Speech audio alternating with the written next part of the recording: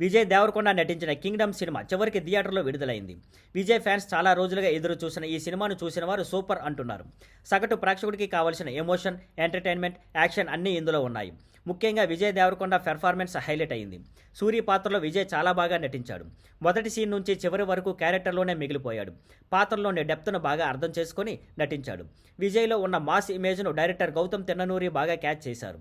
Emotion, action సీన్లో విజయ్ను ఎలా చూపించాలో చాలా బాగా ప్లాన్ చేశారు. ఇప్పటి వరకు విజయ్ చేసిన కొన్ని సినిమాల్లో క్యారెక్టర్ సరిపోలకపోయిన ఫీలింగ్ కలిగింది. కానీ కింగ్డమ్లో మాత్రం సూరి పాత్రకు విజయ్ పర్ఫెక్ట్ ఫిట్ అనిపించాడు.